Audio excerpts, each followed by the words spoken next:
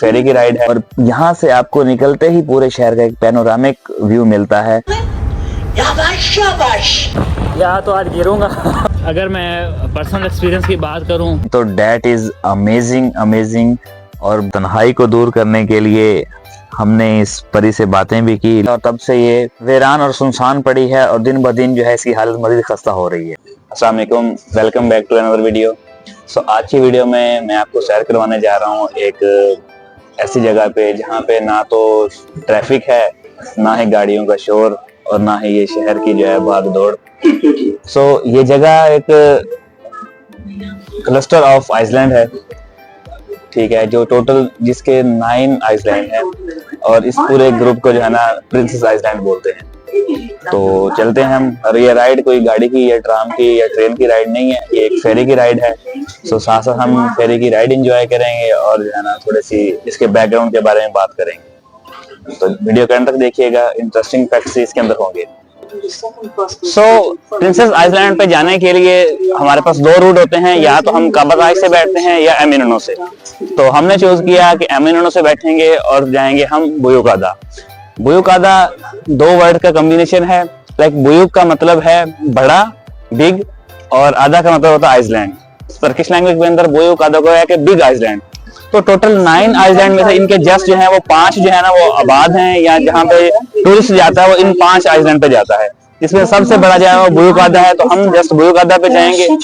सबसे पहले तो आपको एमिनोनो पे ही जो है वो खूबसूरत व्यू देखने को मिलता है। लाइक शिप्स आ रही हैं और फेरीज जो है वो जा रही हैं, और फिर इसके बाद सामने जो है वो बॉस्फोरस ब्रिज मिलता है आपको देखने को, जो पूरी दुनिया में एशिया और यूरोप के दरमियान होने की वजह से मशहूर है। सो टिकट्स हमने परचेज कर ली हैं, क्योंकि स्टूडेंट कार्ड जो है ना वो यहाँ पे चल नहीं रहा था। उसका जो रूट था वो थोड़ा लंबा था। लाइक पहले हमें कैलिको जाना पड़ता, कैलिको से फिर हम बुयुकादा जाते, उसका स्टूडेंट कार्ड लग रहा था। बट हमें डायरेक्ट जो है ना बुयुकादा जाना था। डेट साइड जो है ना फिर हमने कैश से टिकट ही परचेज कर ली। तो चलते हैं फिर अब।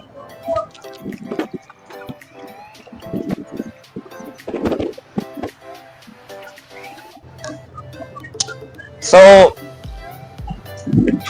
इसकी ये डबल स्टोरी शिप है। एक इसका जो है वो बेसमेंट में है और एक जो है टॉप पे है फ्लोर। तो हमने कहा कि अब जाहिर है वीडियो भी बनानी है और नजारा भी करना है, तो क्यों ना ऊपर ही बैठा जाए।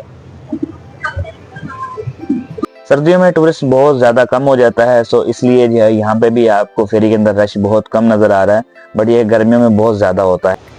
तो राइड स्टार्ट हो गई हमारी।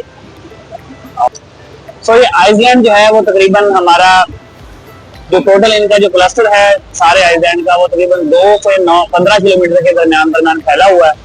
और हमारी जो राइड होगी अप्रोक्सीमेटली 1.25 घंटे की होगी। तो साथ साथ जो है ना हम आपको अपडेट करेंगे और साथ जो है फिर खुद भी राइड को एंजॉय करेंगे। सफर के आगाज में जो सबसे पहला खूबसूरत और दिलफरेब व्यू मिलता है देखने को, वो है ब्लू मॉस्क का view. Like blue under the blue sky और ब्लू वाटर के पास ब्लू मॉस्क, यार क्या कॉम्बिनेशन है। और इसके साथ बिल्कुल ही जो है वो अपोजिट आपको मिलता है देखने को गलाटा टावर, जो कि इटसेल्फ एक इस्तांबुल की एक लाइक सिंबल है। और यहाँ से आपको निकलते ही पूरे शहर का एक पैनोरामिक व्यू मिलता है और आपको लगता है कि यार ये हमारी आगे की राइड जो है वो वाकई ही बहुत खूबसूरत और इंजॉयबल होने वाली है। सफर का आगाज ही बता रहा है सफर का इख्तिताम अच्छा होगा। अभी पहला खूबसूरत व्यू आंखों से ओझल होता ही नहीं कि आपको देखने को मिलता है नेक्स्ट व्यू दी जेमलीजा हिल का, जिसके ऊपर वाक़या है दी जेमलीजा टावर, जिसकी हाइट 369 मीटर है और तुर्की के अंदर ये टालेस्ट बिल्डिंग है। और पूरे यूरोप के अंदर टॉप 5 जो टावर्स हैं उनमें से एक टावर ये दी जेमलीजा हिल टावर है।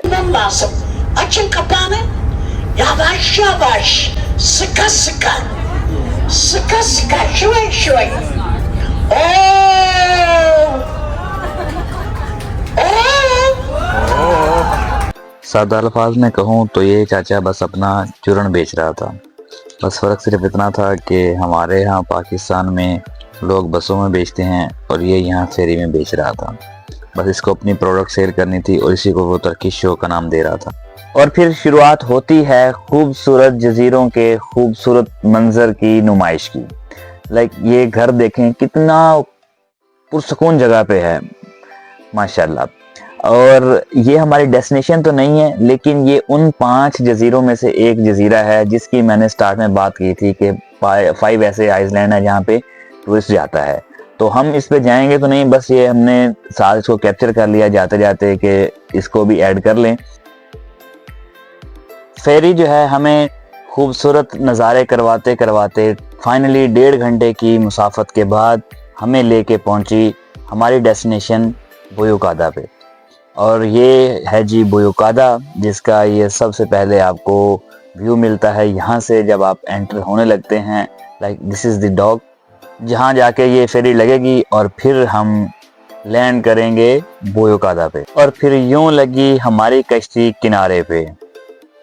यहाँ के लोकल रेजिडेंट जो हैं वो अपने सामान को ऐसे ही इस्तांबुल से आइसलैंड पे मूव करते हैं फेरी के थ्रू ही, जो इनको यहाँ आइसलैंड से नहीं मिलता। पहुँच आए हम जी बुयुकादा। इसको यहाँ पे अदलार भी बोलते हैं। अदलार इसलिए बोलते हैं क्योंकि ये अदलार डिस्ट्रिक्ट के अंदर आते हैं ये सारे आइसलैंड। चलते हैं, एक्सप्लोर करते हैं इसको थोड़ा सा। वाओ, एंटर होते ही जो सबसे पहले फ्रेशनेस, कामनेस और ठंडी धूप की वाइब है वो अलग ही है। और ये जो आप देख रहे हैं इस टर्की के अंदर इसको चश्मे बोलते हैं। ये पानी का जो चश्मा होता है जिस तरह से, तो ये पूरे इस्तांबुल के अंदर है। ये इन्होंने पुराने जो लोग, सुल्तान लोग और अमीर लोग थे, सदका जारिया के तौर पे पीने वाला पानी इन्होंने जगह जगह पे जो है वो इनके सिस्टम लगाया हुआ था। और ये एक ट्रेडिशनल आपको मसाजिद के अंदर भी मिलेगा और डिफरेंट विजिटिंग स्पॉट पे मिलेगा आपको। जिस तरह से ये मिठाई को ऑफर कर रहा था, दिल कर रहा था कि अफ्तारी से पहले ही अफ्तारी कर ली जाए।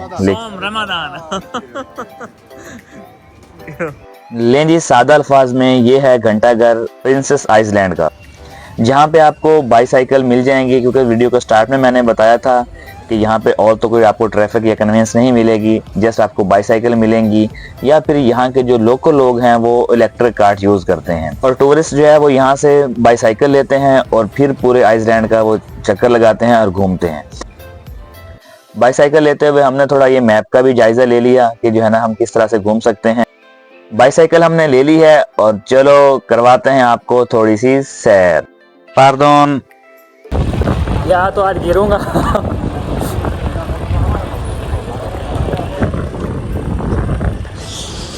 Wow, just like a wow.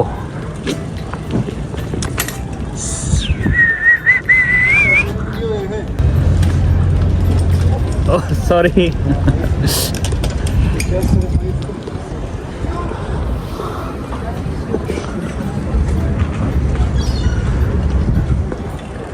और यहाँ से आपको फिर से पूरे इस्तांबुल शहर का पैनोरामिक व्यू मिलेगा देखने को।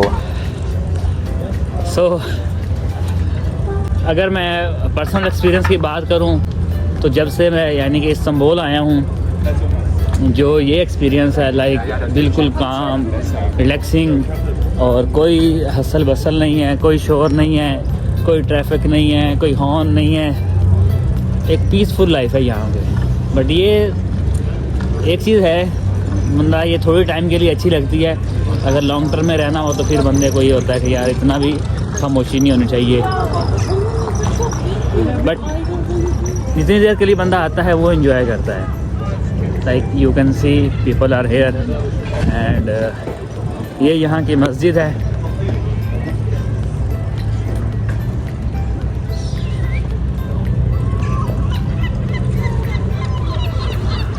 ये खूबसूरत व्यू जो जस्ट हम मूवीज के अंदर ही देखते थे, इसको लाइव एक्सपीरियंस करने का मज़ा ही अलग है।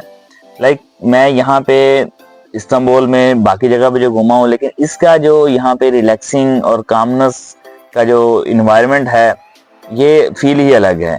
और मैं यहाँ पे 3rd टाइम आया हूँ, बट हर बार जब आता हूँ यहाँ पे जो है ना इसकी ब्यूटी में इंसान खो ही जाता है। और अल्दो सीज़न ऑफ चल रहा है तो उसकी वजह से भी थोड़ा रश जो है वो कम है, लेकिन स्टिल जो है अगर सीज़न भी हो तो फिर भी जो है ना इतना ज़्यादा भी रश नहीं होता कि आप हसल बसल शहर वाली फील हो।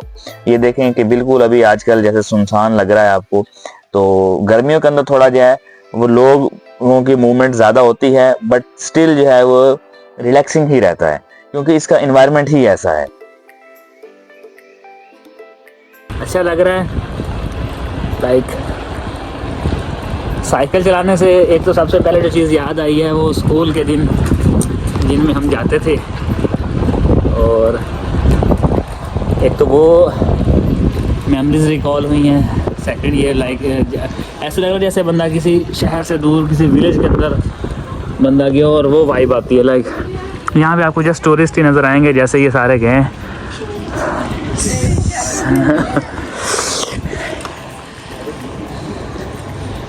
बस हो गई है यार। फिर बैठे कुछ देर इस ठंडे और शफाफ पानी के पास, जैसे नदी बह रही हो ऐसे इसका पानी की रंगत थी, बिल्कुल क्लियर।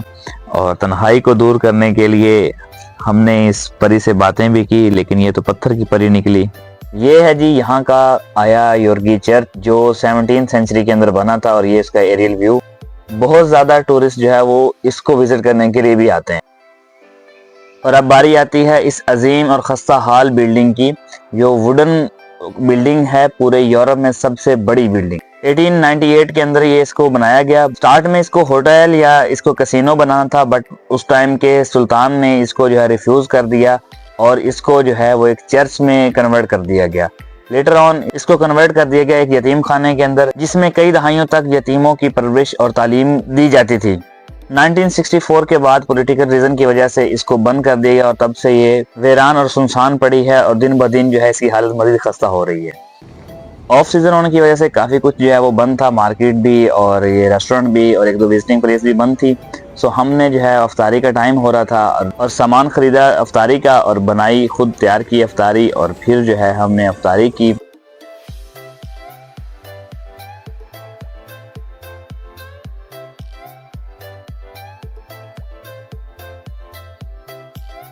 अगर हम सनसेट व्यू की बात करें तो डैट इज़ अमेजिंग। और बहुत सारे लोग इसलिए भी बोयोकादा जाते हैं और वापसी वो इस टाइम पे निकलते हैं कि हम रास्ते के अंदर जो है वो सनसेट का व्यू जो है वो इंजॉय करें। It was very really amazing. और ये मैं इस टाइम नहीं, ये मैं प्रीवियस जब गया था तो उस टाइम मैंने ये शॉट लिया था, क्योंकि इस बार तो हमने अफ्तारी ही वहीं की थी, तो मैंने क्या सोचा चलो वो ये चीज़ भी इसके अंदर ऐड कर दी जाए।